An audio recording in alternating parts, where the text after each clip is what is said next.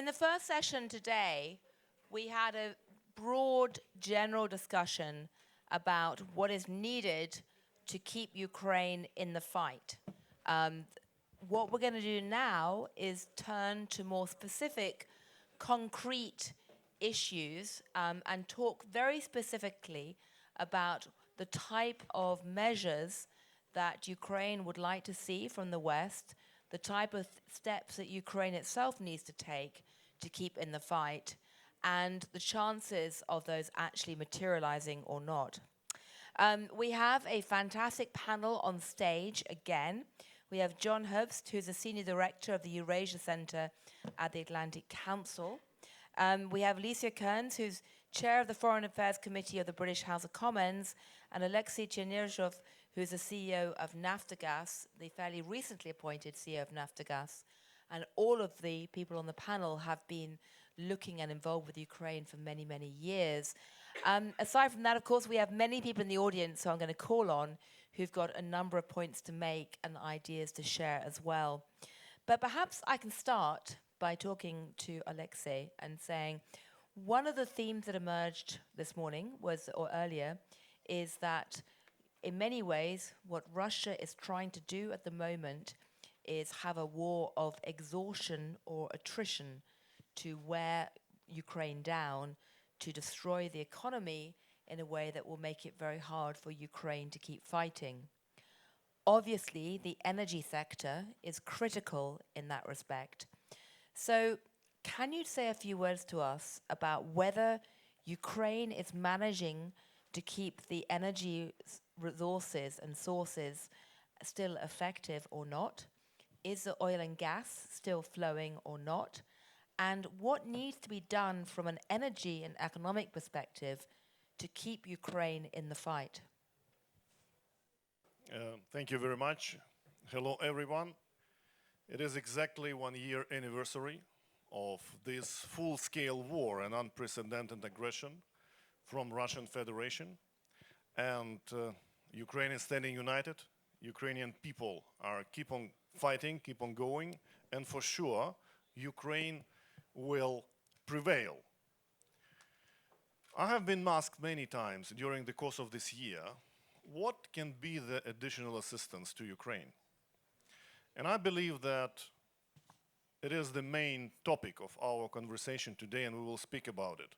Obviously, Ukraine is in desperate need for defense and military supplies, as well as financial support, and is critical for the existence of the country now due to the economic turmoil and shrinking of the economy by 50% or even more that we will feel later. Regarding the energy segment, it is obvious that Russia has been using for years energy as a weapon. But we all understood that cheap gas and oil comes at a price. Comes at a price of liberty, democracy, freedom, and many more.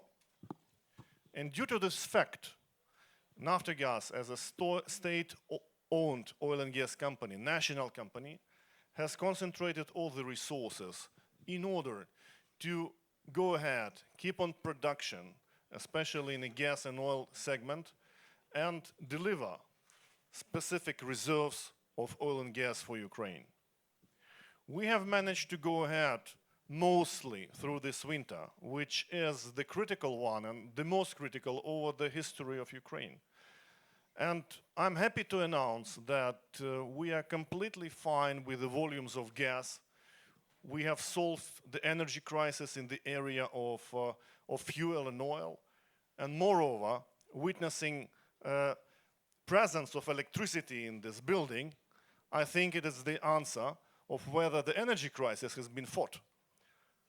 I'm happy to be part of the energy segment, which plays a heroic role in Ukrainian defense.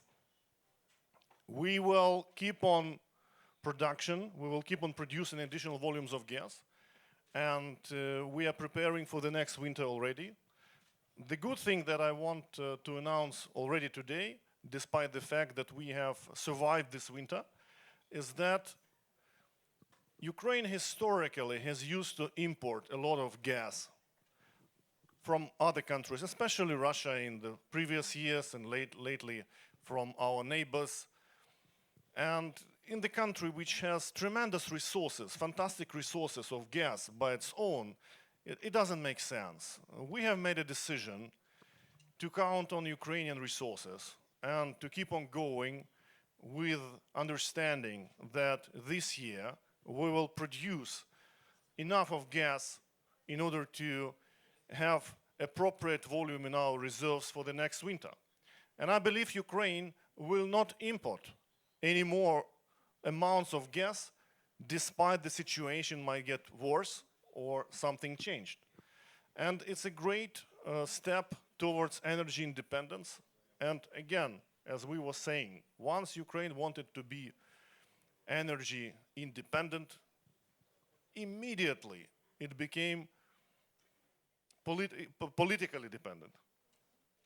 If you want to be energy stable, then you are politically dependent. If you want to be politically independent, you become unstable in terms of energy. So our task this year, and I think it's happening right now, and we're witnessing it, to become both politically and energy independent. This is our goal, and I think we're moving quite fast towards achieving it. Thank you.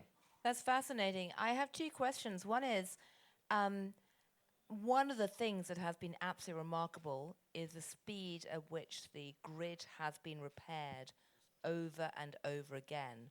I would imagine that in the energy sector, you're also facing the need to keep repairing things over and over again.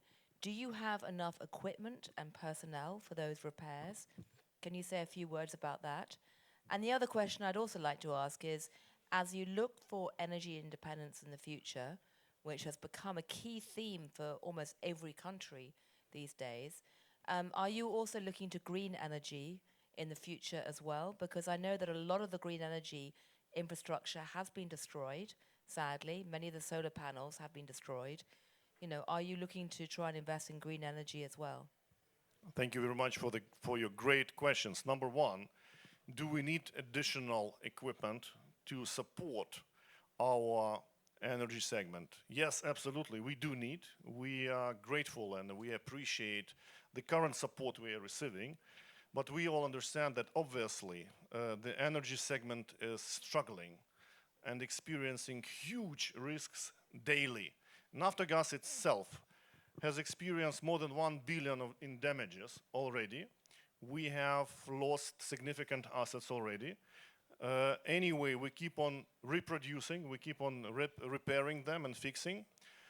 For instance, we should not go far. Yesterday, we have lost mostly our central heating plant in Kherson, which provides heating to major part of Kherson. And now, given the freezing conditions there, people are surviving, almost surviving without centralized heating.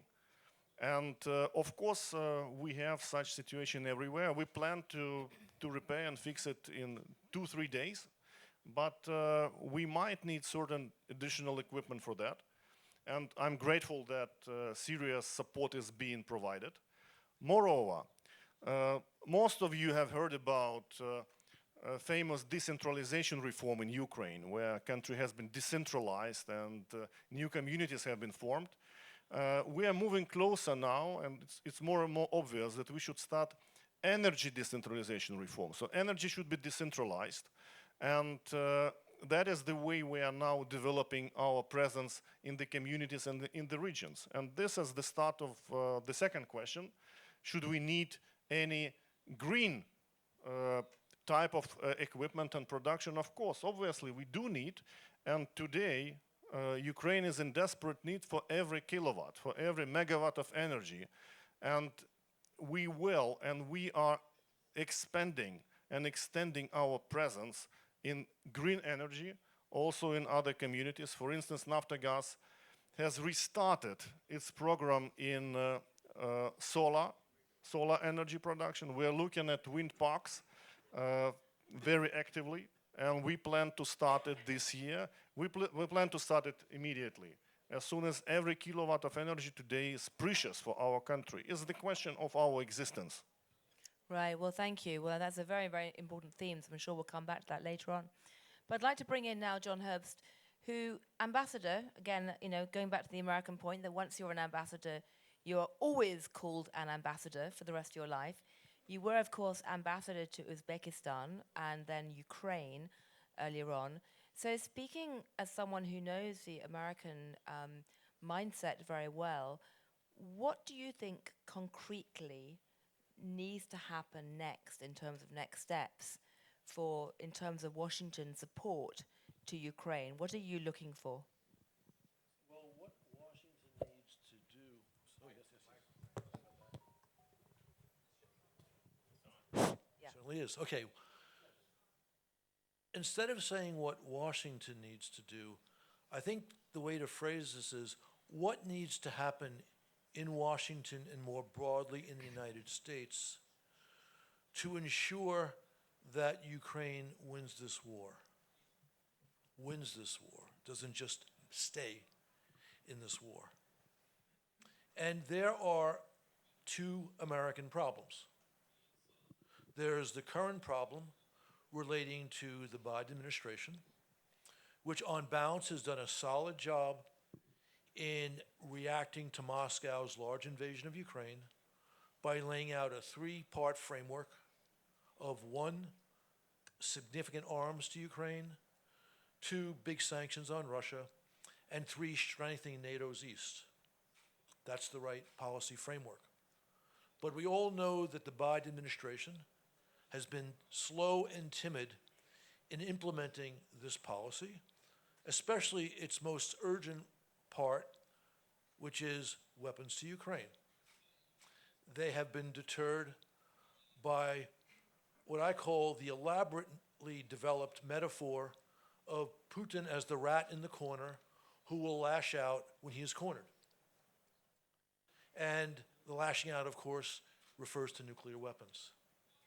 And as a consequence of that timidity, we have always been slow and stingy in responding to Ukrainian requests for necessary weapon systems.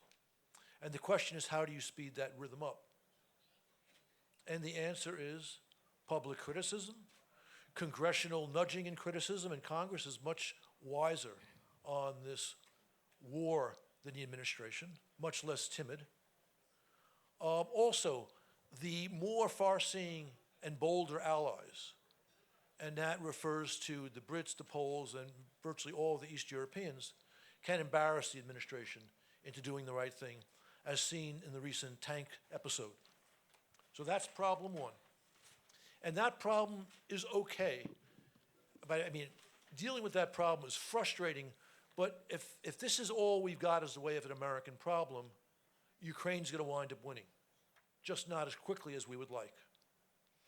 The other problem is the problem of the populist right in the United States, symbolized and exemplified by Trump, but not just Trump. You already referenced the main media proponent of bad U.S. policy, Tucker Carlson.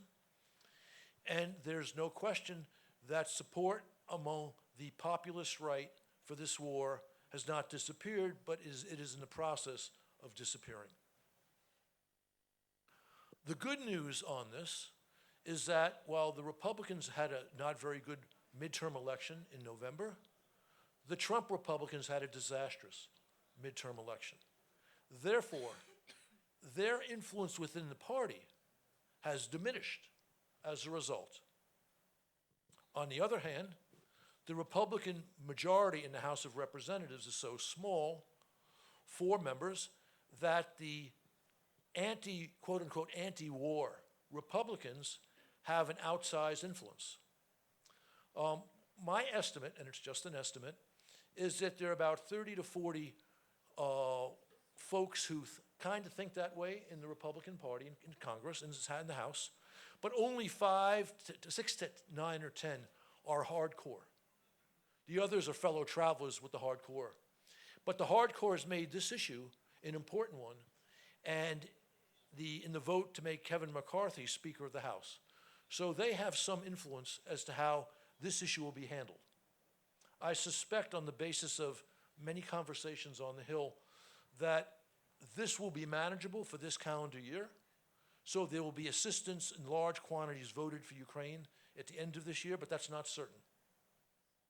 The key, and this is where Republicans and Democrats who understand the great danger of Putin's revanchist foreign policy, which is not just a danger to Ukraine, but a danger to the United States, a direct danger to our security and prosperity, they need to work together to explain to the American people why $50 billion of American aid a year is a bargain for American defense.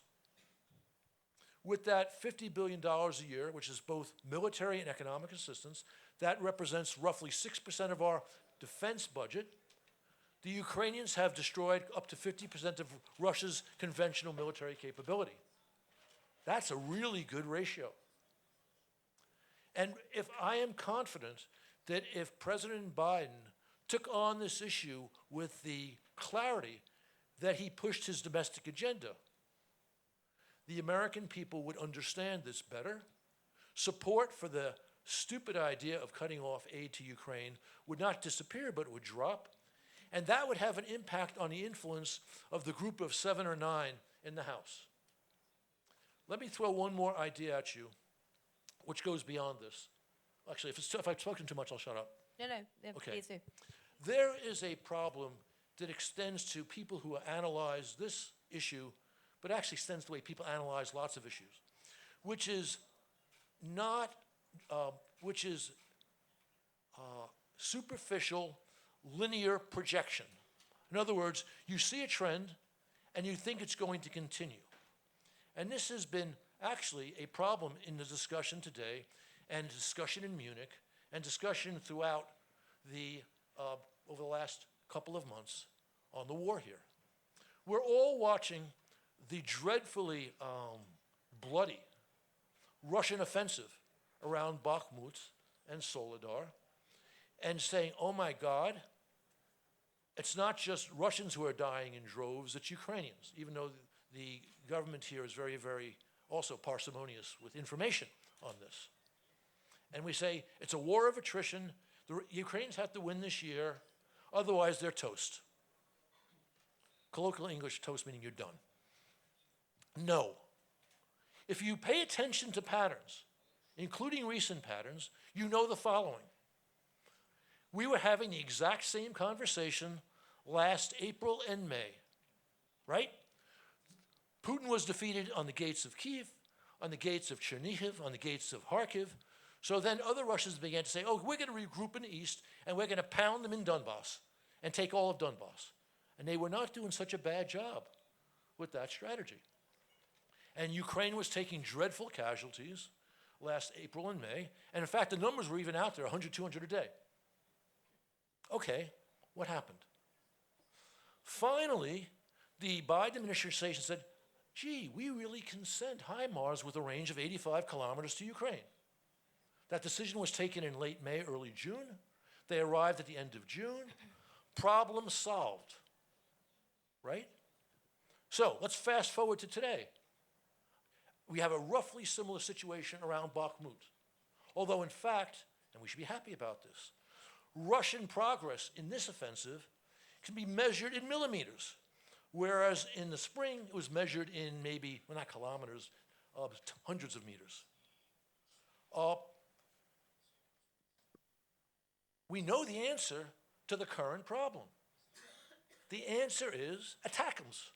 Or maybe, if we're lucky, and I'm not certain about this because I have my military brain in Washington, her name is Deborah Kagan, a force of nature, a name you should know if you don't. We're sending these longer range missiles, small diameter, something like that, a range of 150 kilometers, but the payload of this is significantly less than the ATACMS. Maybe this system, which we are apparently sending, can take out those Russian supply depots, which are not coincidentally located 100 kilometers behind the lines, force the Russians to push those back, stop the offensive around Bakhmut, and stop the drain of Ukrainian blood. This will happen for sure. You will get the attackers at some point, I don't know when. But the game ain't over, even if the fight is still going on a year from now. Thank you. Well, thank you very much indeed. And we're going to hear from the military intelligence side in a moment about what is actually needed in terms of weapons in particular. But before we do that, Alicia, speaking on behalf of the British Parliament, Britain is sort of running out of weapons to give to Ukraine, but what kind of meaningful support do you think Britain can give? And what are the key concrete issues that you would like to highlight? So first of all, thank you for having me today. And I would just like to say on this anniversary, and I don't like the word because we're not celebrating today, we hear you, we see you, and we thank you for what you are doing for our freedoms. And we recognize in Britain that Ukrainians are dying every day for the freedoms of us all, so thank you. On the subject of ammunition and weapons, yes, there is a big narrative that the British media wants to push, that we are running out of weapons, that we have no equipment to give. If that is the case, which it is not, good. We should be giving everything we have to Ukraine. Those countries who are sitting on stockpiles, who say, oh no, we can only give so much. What are you waiting for? Who are you waiting to defend? Because Ukraine is defending you at the moment. And whilst Ukrainians are holding our weapons, they are fighting for us. So I absolutely am not one of those people who's sitting there saying we must reserve, we must protect, because what if Britain is attacked? If Britain is attacked, we will be protected by our allies, and that includes the Ukrainians. So we need to stop holding back, and the UK is the least guilty of this. But there are specific requests, and long-range missiles is at the front of those. And we have to work out how quickly we get long-range missiles to our friends in Ukraine. We also have to change the conversation we're having with the defense industry. All the countries of our alliance are saying, this is the equipment we want, and this is a linear transaction. Give us this. What we should be saying to the defense industry is, what can you make happen? Tell us what you can do. And they're saying, have that conversation. They're asking for a different conversation to take place. But the other point I'd make is the UK can help beyond the hardcore military, which we have to prioritise, although I would point out we have Sea Kings and Lynx helicopters sat not being used. Let's get them out here. I would like to see Ukraine put more emphasis on attack helicopters, because actually what we could be doing, because it takes a long time to train people to fly jets, even talented pilots who need to learn a new type of jet. There are lots of Soviet-era helicopters which people know how to fly. Let's put UK Brimstone missiles on them, and let's use these attack helicopters and get them out operating. We also have helicopters we can give, many more people do. I want to make progress as quickly as possible. So yes, continue the jet conversation, but attack helicopters, that could make a real difference now. But the UK can also help in terms of sanctions. Belarus, Iran, the Wagner Group, we need to do more on sanctions to suffocate Putin's military machine, the finance behind it. It is not acceptable that Ukrainian soldiers are finding themselves overwhelmed, I'm not sure what the phrase is, when they are faced, unsurprisingly, with zombie, drug-laden Wagner soldiers. We need to do more to tackle this. Accountability, Britain is helping a great deal in terms of how we secure the prosecutions we need, because prosecutions and accountability isn't just about punishing, it's about deterring. I want soldiers fleeing from the front line on the Russian side because they know they will face justice. And then NATO security. Zelensky has been absolutely right in talking about Ukraine joining NATO. You are fighting for us. In my view, you are NATO. However, there are complexities around membership. So let's get a NATO security agreement in place by the end of this year. And I would love to see the UK lead on that. The other things we can touch on is rebuilding Ukraine. When we fought against Daesh in Iraq and Syria, I worked in the counterterrorism team doing that. Before we liberated any town, we had a plan for how quickly we could switch back on the water, get the roads rebuilt, get the schools open. It should be the same in Ukraine, and we should be making sure you have the money to do that. And that means seizing Russian central assets. That is what we need. That is $350 billion of money. I don't care if British property law doesn't allow it. I'm a legislator. Let me change the law. This is my job. It is the same across all countries. I am tired of, we do not have the legal framework to do this, or this is untested in the courts. Let's test it. We need to do this. And the final two things I would say is we need to end the normalization of sexual war crimes. I am really worried about the lack of conversation about sexual war crimes because every day women and men and children are being raped on Ukrainian soil. We cannot heal as communities. Look at the Bosnian example until you face up to this and have a conversation about it. Rape is not normal in peacetime. It is not normal in war. And the final one is we cannot allow the aggressor to set the peace. I am really worried about the narratives we hear time and time again. How would Putin respond? How would Russia respond? What would they do? They've got nuclear blackmail on us. The aggressor does not determine the peace. That is how Crimea was reoccupied. That is why what happened this year took place again.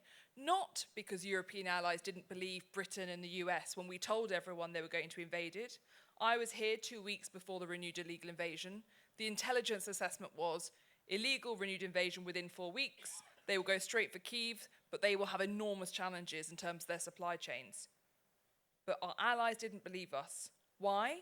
Because of nuclear blackmail. Enough. We have to learn and we have to settle it now, or else we will face the consequences when Russia rebuilds in 5 to 10 years. Well, thank you very much indeed for that very powerful shopping list. And I should say, as someone who lives in America but is British by nationality, there's not a lot that I feel very proud of in Britain in terms of government policy recently. Well, that we can discuss and with all change due our respect. mind, but yes. However, I would say I'm very proud of the bipartisan nature by which the Parliament has absolutely been solidly behind the Ukrainian fight. And I think you've laid out very clearly what the issues are. Just one quick question I'm curious about is, where are most of the Soviet helicopters at the moment which could be repurposed? Because as someone who many years ago traveled around on Soviet helicopters around Afghanistan, I know what they're like, and I'm curious where they are physically. So some countries have already given those up and have been promised replacements by Black Hawk. So for example, Estonia. Poland, your great ally, have a number of them. And then a lot of them sit in African countries. And I have to say, President Zelensky has done a fantastic job of reaching out to the Global South.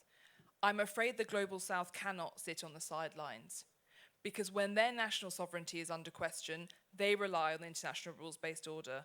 We are one, and we need to ask them to step forward and support us with that. And they can do it, but also Western countries like my own can step in and agree defense agreements with them in terms of replacing that equipment. I would love to say I would just give lots of brand new helicopters, but the reality is that takes time and training, and we need to make progress now. Right, thank you, that's fascinating. I'd like to just quickly bring Ambassador Herbst in and ask you, the comment you just heard from Alicia about the fact that there's still this perception in Western circles that we can't do X, Y, and Z because how will Putin respond? Are you hearing a lot of that on the Hill? That is it the case that any kind of tactics or policies are being framed along the lines of we can't do this because Putin may respond? There's no question that this is a overriding concern of the administration, and that's a problem. I mean, obviously, any political leader needs to take into account the nuclear factor in dealing with Russia. That's just general prudence. But you don't let Putin set the terms of your behavior by saying, you do X, well, that's my red line, and I may go nuclear. And sadly, the administration has said multiple times, we can't, whether it was putting up a no-fly zone in western Ukraine, or a sea corridor for Ukrainian grain, or sending a specific weapons, we can't do that because that might cross a Putin red line. And so they have self-deterred. Now, you asked about Congress. My sense is that the strongest leadership on this crisis in Washington has come from the Republicans in the Senate. But I know that many Democrats in the Senate agree with the Republicans, but they've been unwilling to challenge the administration publicly. Privately, yes, but not publicly.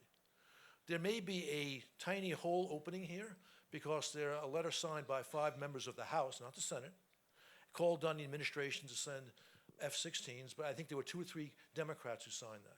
But you need to have the Congress come out clearly, and I think then the pace of our weapons transfer would speed.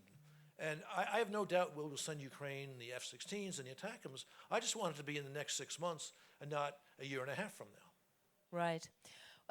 it seems like a good moment to bring in 3 members of the group who come from the military side. We have Yuri here, who is from the intelligence side. He's going to tell us briefly in a moment about the defense situation and the military situation. We've also got Dmytro Finashyn, who's a Ukrainian serviceman, senior sergeant of the National Guard of Ukraine. And we've also got Volodymyr Tarshyn, who's a deputy head of the Kyiv National Air Force University. But I'd like to start with you, Yuri. You are working on the intelligence side, playing a vital role in the defense. Can you tell us what is the situation, in your view, at the moment in terms of equipment and arms? What is needed most urgently, and is there enough?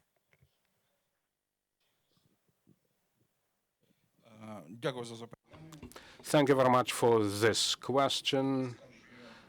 What I can say, I will wholly subscribe to what Mr. Ambassador has just said. Currently, we need heavy weaponry, cannons, and aircraft. In a modern war, you can't do without these. Actually, we needed them, as it were, yesterday, not just today. If our partners saying that our pilots will learn how to operate aircraft or choppers, M777, we heard the same fears, and our boys learned to operate them almost in no time. Our foreign instructors would probably confirm my words. And second, there existed a belief, so to speak, almost always, that Russian army is indefeasible, but this myth is gone now. It can be defeated, and all-round support of Ukraine, economic, political, Europe should understand that indeed Ukraine loses its sons and daughters defending them as well. Thank you. I realize obviously there's a lot you can't tell us from the perspective of Ukrainian intelligence, but can you give us any insight as to what's happening on the ground with the Russian forces that are currently involved in the battles around Bakhmut, Solidar, and Volodar? Because obviously there has been, as someone who, watches a lot of Russian state television and reads a lot of Russian telegram channels, there's been a lot of discussion about what's happening with the Wagner Group, with a shortage of ammunition and the quality of the Russian forces. Is there anything you can tell us from your perspective about what's going on that can help inform the debate?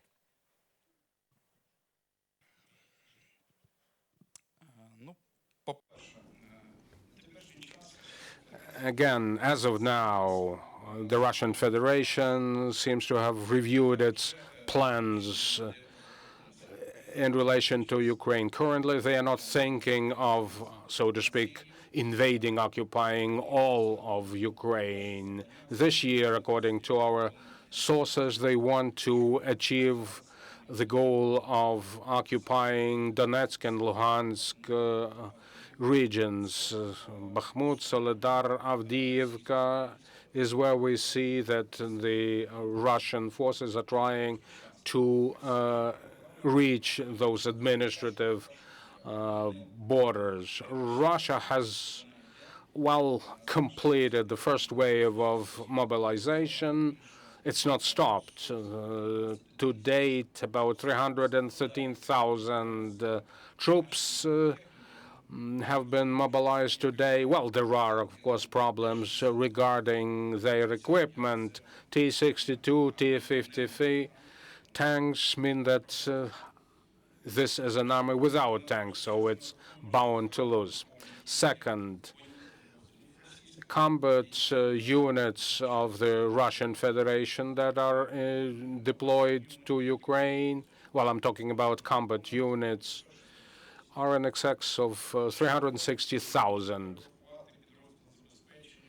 If we add aircraft pilots, Russian National Guard, and others, we'll have something like 500,000.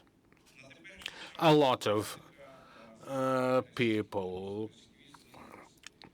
The tactics, the erstwhile tactics, is now changed. Earlier on, they would advance columns, battalion groups. Today, it's cannon fodder, if I may use the word. It took them half a year to occupy Solidar, and they're still fighting to grab Bakhmut. Expecting there to be a full-scale mobilization in Russia of all the students, or an expanded mobilization? And are you expecting a new onslaught or attack across the Eastern Front soon?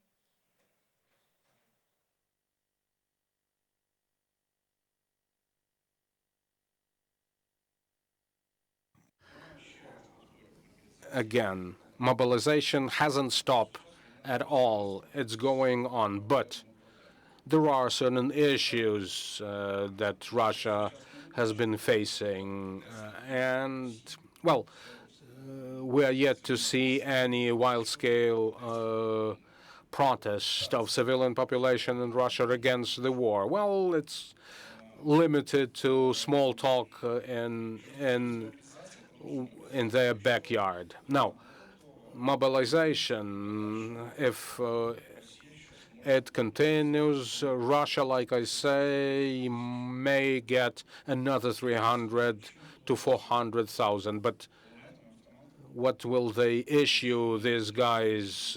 Submachine guns or machine guns? If we get aircraft cannons, what can they do against us?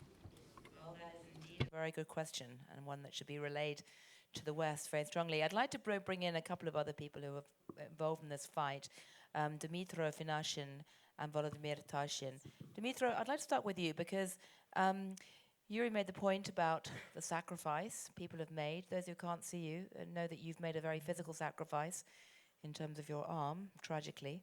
Can you tell us, in your perspective, having fought in the army, fighting in the army, what do you exactly want? What is the feeling on the ground in terms of what people want or need for the next step?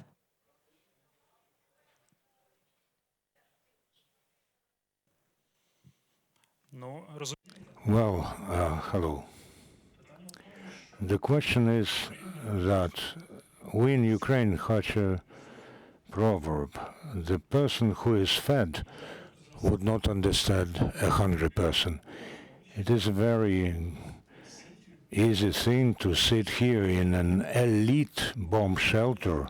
We are well fed, we are warm, and talk about what Ukraine needs, that the time is running out. We are living in an absolutely different dimension. You see how the days pass, and we see how lives pass. And not just lives, these are our husbands, our parents, and even as we speak, have no doubt, not one but many soldiers would lie on the ground, bleeding, and waiting for a reanimation car, ambulance. The ambulance, which was bought by for donations of people who have their monthly wages at the level $200, and this is while the world is saying you have to go negotiate. But how can we do it?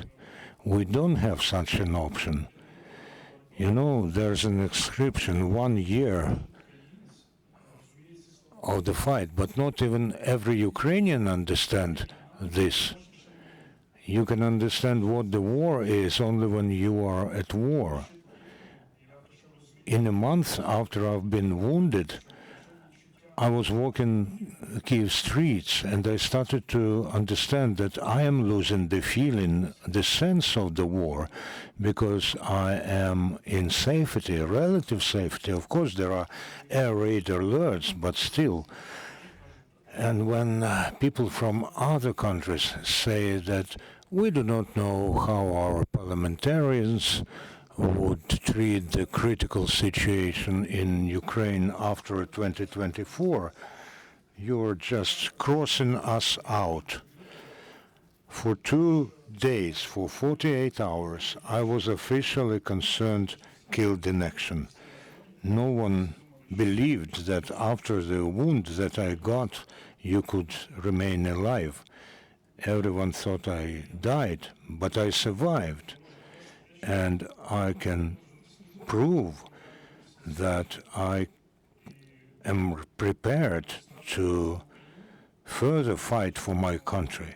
When you cross Ukraine out, yes, we are losing arms, like I lost my arm. We are losing people while you are hesitating whether you give us arms or not. We already have a lot of people to mourn for, and we also remember those who protracted with time and who in fact were against us by doing this. The war is erasing our souls. The war is erasing autobiographies. Everything becomes naked. It's one thing, warriors in the field, they prove everything with their deeds. And the actions of others who are not on the front, they show us who are our friends and who are our enemies or who are neutral. And you know that when dire straits come, Ukrainians always help their friends. We always remember them. And we have proven more than once that whatever the complications are, we go to help our friends. So let's be friends. Let's help Ukraine to preserve integrity so that we do not lose any more of our people. Thank you. Those very moving words. Where were you injured, or when were you injured, and when? Where were you injured? Which part of Ukraine were you injured in? This was in the vicinity of Solidar, which was mentioned here. This was in May last year, and the Russians were just approaching the vicinity of Solidar, and then I got this wound, and you see how much time it took for them to change their tactics. I saw how they changed their tactics. First they were battalion groups, and now there's infantry, and they're just trying to overwhelm us with their numbers, but regrettably we are losing our people as well. Indeed. I think on behalf of the Ukrainians here, I say thank you very much for your service, and your sacrifice. And I'd like to bring in now Volodymyr Tarshyn from the Air Force. And obviously one of the key discussions recently has been about the need for both jets and helicopters. Can you give us some sense of what you need, what is realistic in terms of what kind of equipment would really change the war at the moment?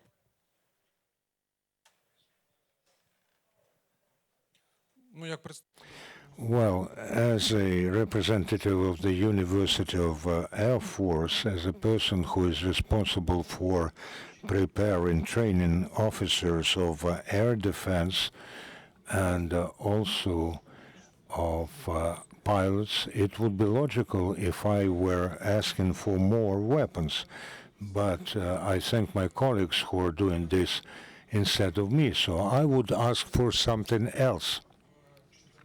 When the war started in 2014, I was a doctorand. I was writing my thesis. I could not go to war then, although I wanted to. I waged my own war at the information front. I was fighting Russian bots who at that time were distorting the reality and the events that were happening in Ukraine. I was a single fighter. Maybe I was not efficient, but I knew who those bots are. I knew what are the style marks, and when I told them about their former nicks, they would block me out. At that time, in 2014, Ukraine could not win the information war against Russia. We were losing it, and the world was very hesitant and very not knowing about Ukraine. They had not given us the means that we needed to win that war. I thank our politicians and Mr. President Zelensky, who were able to change the situation early last year and change the situation in favor of Ukraine. The world has become united in support of Ukraine, so I thank you for your support and for everything that the civilized world does for Ukraine. But I am deeply convinced that we won't be able to win this war even if we reach the borders of 1991, unless we win the information war with Russia. And you don't have to prepare a lot of qualified staff for this. We now have technical means which allow us to wage this war inside Russia, in Moscow, in St. Petersburg, in the Far East. The history says for this. The First World War was finished, and then there were disorders in Germany. And we have to do this now.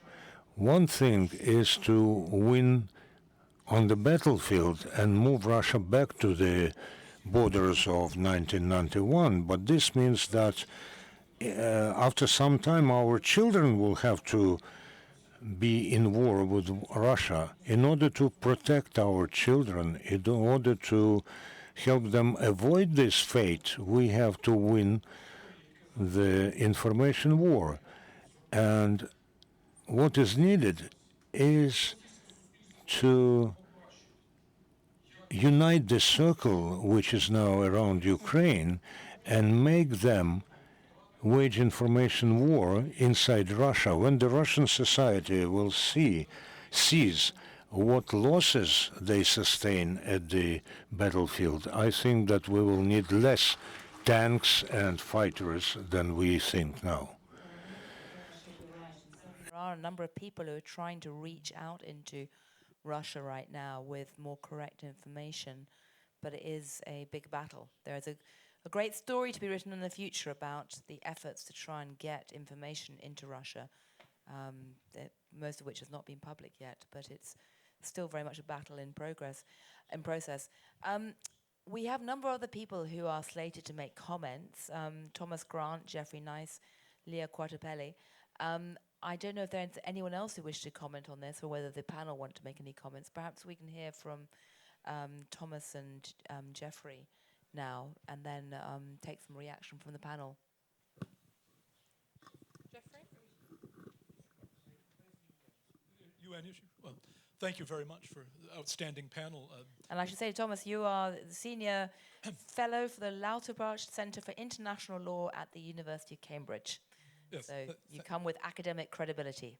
well, I don't know about the credibility, but I'm an academic. I'm an international lawyer by trade. One of the matters that we've been looking at is the participation of Russia in various international institutions, including the United Nations. And perhaps to tie it in to the discussion just now about information and the role that information can play, it's not really an international lawyer's business to be talking about strategic communications, but the United Nations in New York, Geneva, and it's Vienna, is a tremendous communications platform. You could think of it as a giant radio transmitter or a megaphone. And the Russian Federation has exploited that resource for the last number of years, really, and intensely exploited that resource for the last number of months. But they're really not even paying the financial cost. It's mostly the United States, Norway, Japan, Britain. It's the rule of law democracies who are paying the lion's share of that cost. And there's something rather perverse in paying for a media platform that an aggressor state, Russia, is exploiting. And it occurs to us that it is very much worth the effort to limit Russia's presence wherever one can within international fora. And the Council of Europe, a number of the parliamentary representatives of the Council's Parliamentary Assembly have been with us today here in Kyiv from Ukraine as well as other countries, did a very good job with this because in the very first weeks of the expanded all-out aggression in February 2022, the Council moved quickly to remove Russia outright. Now, removing a country outright is one option, but there are also ways to limit participation. And the United Nations has, in fact, in the past, reached the very difficult, admittedly very difficult decision with respect to certain countries that it is no longer appropriate, given the conduct of those countries, to participate as full-fledged participants. That happened in 1956, after the Soviet Union imposed a puppet regime on Hungary. Hungary was excluded from participating in the UN. It was still a member state, so it had a chance to come back, but for 3 sessions of the General Assembly, 1956, 57, and 58, it was excluded. And in 1974, the General Assembly excluded South Africa. And that state of affairs continued through the end of the apartheid regime. So this is not completely theoretical. It's in fact part of the practice of that organization. So if the Council of Europe could do it, and there are about a dozen other organizations that have taken similar steps, we think it's worth continuing to push on that door at the United Nations, because we really shouldn't be paying for Russia to have that extremely powerful pulpit from which to preach its fabrications and its aggressive intentions. Right, well that's fascinating, and again in the realm of concrete steps that could be taken to further this fight, trying to fight to bring Russia out of the United Nations, at least temporarily, is an idea that hasn't had much international debate yet, but almost certainly deserves a lot more attention. Not least because we were chatting before and you said one of the ironies is that Russia, it's not even clear that Russia's membership of the United Nations is even legal at the moment, because it never bothered to change the designation from the Soviet Union to the Russia in any formal way, which is quite revealing. So there's obviously a fight to be had there. Geoffrey, as Emeritus Professor of Law at Gresham College London, one of the great legal luminaries in the UK, who's fought on the international stage for war crimes, reparations and investigations in relation to Srebrenica and much else. Can you tell us what you're doing or what you see as a tangible step that needs to happen next? Thank you. I have little doubt that the most important step that can be taken by whatever means is to fix now and for all time determination of who is in the moral right and who is in the moral wrong.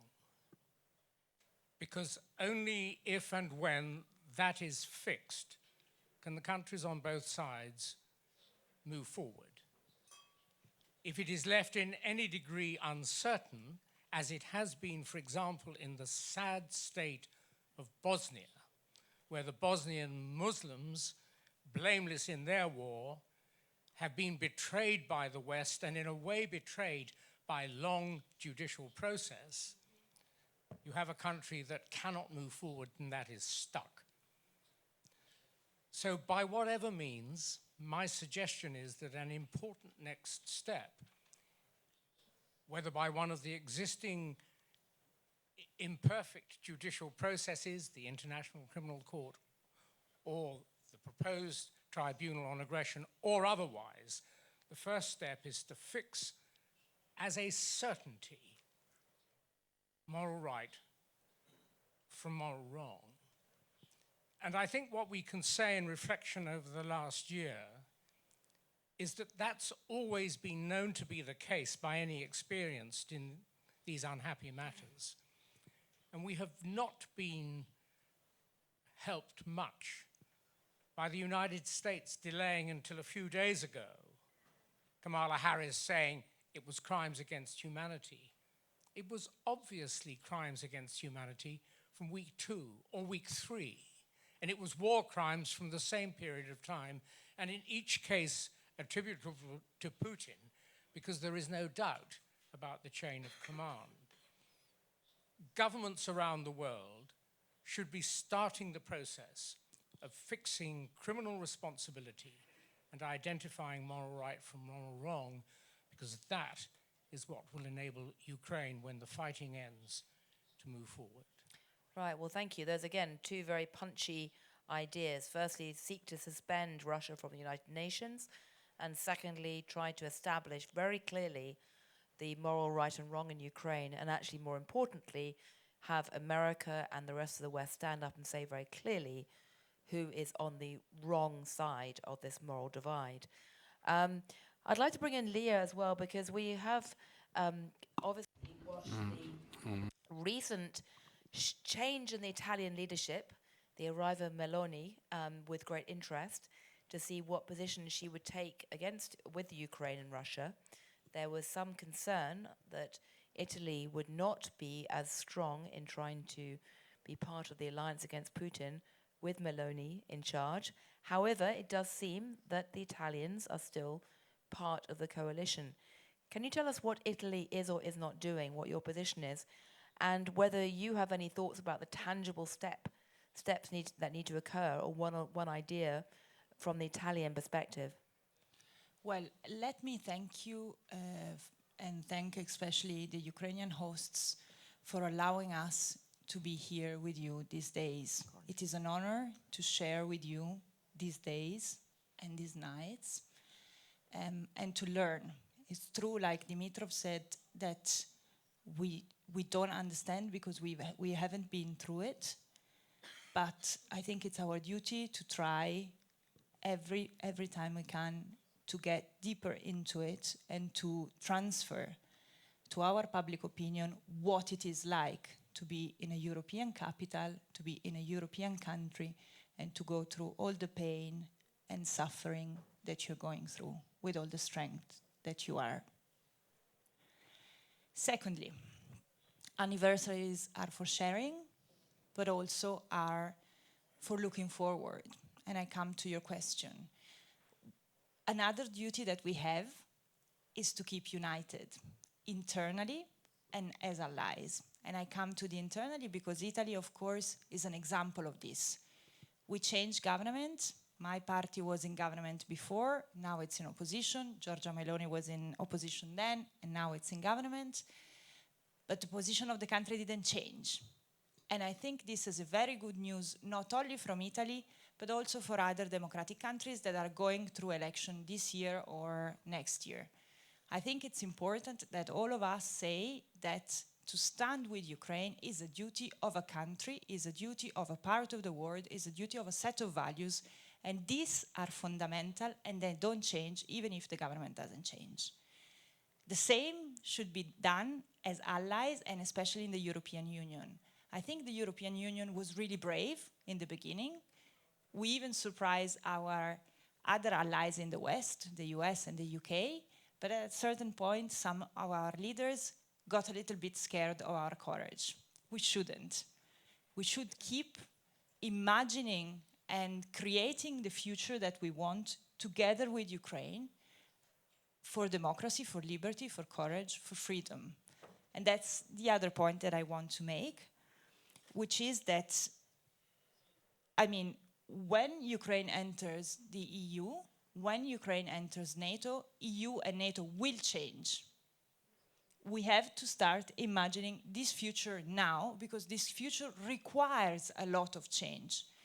We are seeing how much the change is coming in energy security, but we also know that we need economic policies to stand up to Putin, who wants our workers, our enterprises to pay the price for his war. So we need to change our economic policy. We need to change our industrial policy for the needs of the arms industry.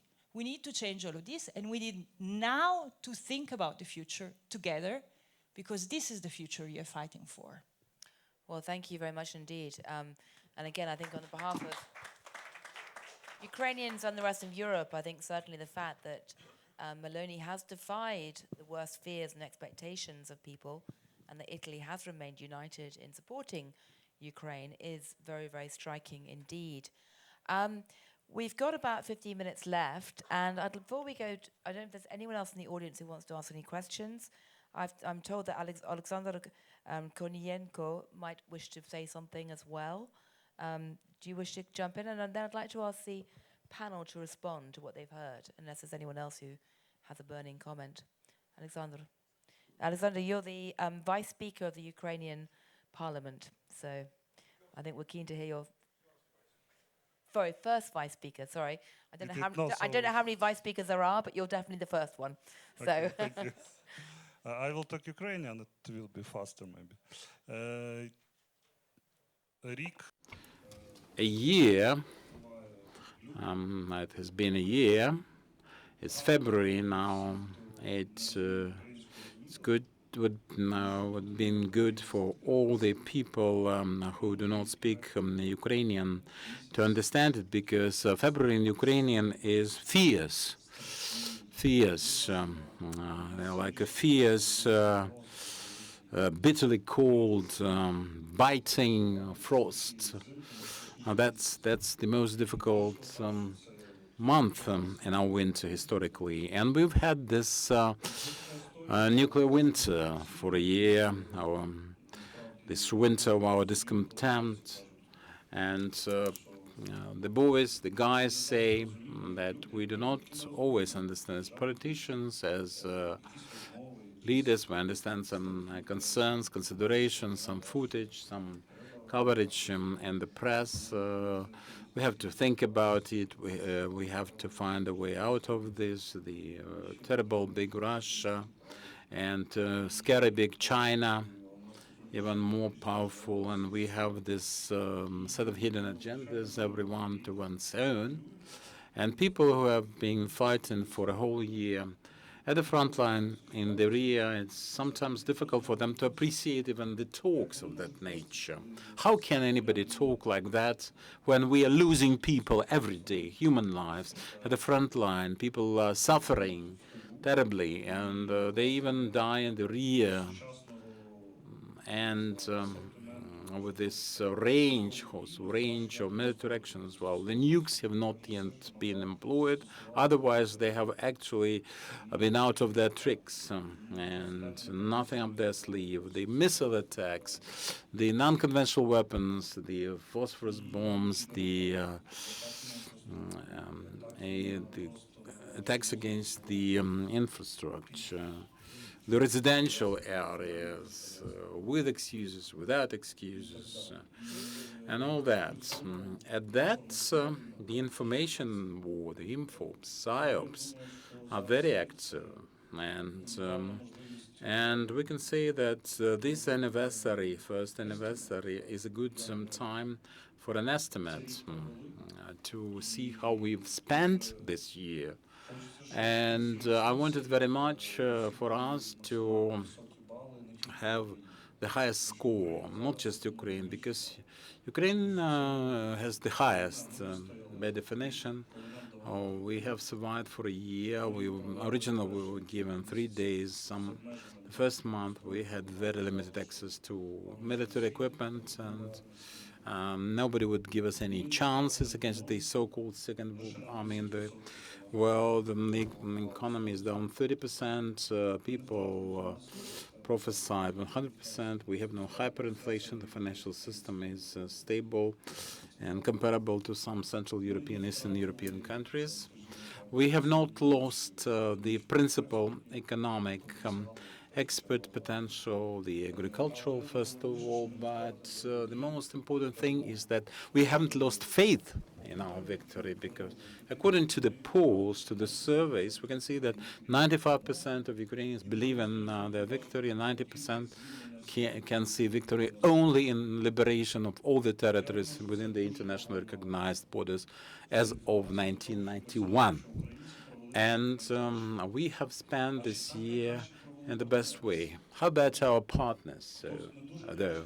Some of them have been helping, and nobody can underestimate a single cent, a single cartridge provided. And together with you, with our partners, we have increased the number of countries in the United Nations according to yesterday's voting in our support. Global South, Asian countries, we're explaining, we're working with them. We engage in all the venues, starting with the Council of Europe, the UN, even the athletic opportunities, the competition we use for that, solidarity. But sometimes this is not enough, you see. Sometimes we all have to do more. And we have to do more domestically. We have things to do. There's this shopping list as far as the economy goes, and in such difficult circumstances it should grow. And we have to think about 65% of our budget coming from the international aid. No person in this country would think about corruption. You cannot steal other people's money. Even your own you shouldn't waste. And the most recent laws that we voted for, just from the parliament, that's more oversight, parliamentary oversight over the defense sector. And that was voted very quickly with a constitutional majority that no amendments, no comments, and prepared by the Anti-Corruption Committee. This is an example. This is the example when we respond in such a way, decisively. And our partners know the tasks, more weapons, more military equipment for present day and the future close in the sky, because we can see that Russia is still full of missiles. Unfortunately, the tank coalition should be finalized. We need armored vehicles, not just tanks, the ammunition, and because this is the war of attrition as far as munition and artillery are concerned, the pressure is not that strong now, but it is here to stay. And continuation of the information war, information defense. We understand that all the world, all the democratic world, supporting us. And democracy is about elections. Elections are not happening every year at the same time. No, in every year it's a different country, and it happens all the time. And the countries supporting us. This is the element of our domestic policy, also because we have to work so that the teams that will come to replace the old teams after the election should also take our side. Thank you, everyone, for your support. This should be the victorious year for all of us, and let's contribute to that together. Shares that sentiment very strongly. We haven't got a lot of time left. I'd like to come back to the panel and just ask if they'd like to respond. Maybe I can start with you, Oleksiy, and ask, is there anything you've heard which surprises you, or anything you want to comment on? And in particular, the question of corruption has come up over and over again in the Western discussion about Ukraine. Historically, Ukraine's reputation and scores on the international indices have been terrible. Do you have confidence that you and Naftogaz and elsewhere can help convince the West that there is not a corruption problem? Yes, absolutely, and thank you for raising this topic. We've been discussing over the course of this fantastic panel the things related to economy, the financial support, the financial aid, the budget support, military, defense, ammunition. There is one word missing, and this is reforms. The future of Ukraine is dependent on the result of the reforms agenda and the effectiveness of the reforms agenda Ukraine is capable to deliver. And the good news is the following. In case if Ukraine is very much dependent financially and in resource point of view for the supplies of ammunition, defense, and budget support, the reforms agenda is the thing Ukraine can do by itself. And honestly, it does not cost a lot. and it defines the Ukraine's future. The future of the country that has won the greatest war. And if we are considering that the new Ukraine is the country that has been restored, reconstructed, and rebuilt, that is just the beginning. It's not enough. We need a new country, a reformed country, not the country with the new repaired buildings and roads and bridges, but the country with the civilized democratic standards and values. We should bring rule of law, we should bring anti-corruption, we should bring court reform, we should bring judicial reform, we should bring everything. And this is what means the new Ukraine. Not the new buildings, but the new rule of law and new reforms. And that is what our defenders are fighting for. That is that they are seeking for. And of course, anti-corruption is one of the parts of those reforms that we are all expecting and we are all demanding. And social demand from the people of Ukraine right now is tremendous.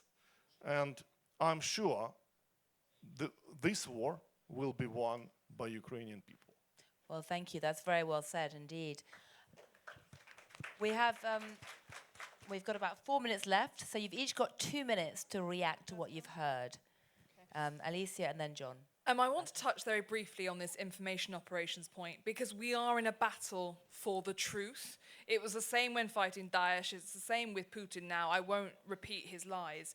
But every day there are battles taking place online without a single word being said. But Russia is not exceptional at information operations. We need to stop saying they are. When you have no commitment to the truth and no legal parameters, you throw 100 efforts out there and you see which work. That is not strategy or effectiveness. That is just having an autocratic state, do as you will. We also have to recognize that every citizen in our country is an agent of influence. We have to educate in the West, unlike Ukraine where you already have it, that everyone has to play a role in fighting for their country. I also want to touch on Geoffrey's point about justice. We need to see Russian soldiers in Ukrainian courts facing their Ukrainian victims, because that is what survivors deserve, their day in court to see them, and for it to be clear to the international world that Russia was the aggressor. I do not want to see all the crimes in The Hague. I want to see them being done here in Ukraine as much as possible. And my final point, with my 20 seconds, is to just make clear, for those who still question it, defense is not an escalation. Delays to counterattack are a decision. Inaction costs lives, and inaction is a decision. And in the UK, we are determined that as you fight for us, we will fight for you. Thank you again for everything the people of Ukraine are doing for all of us across the world.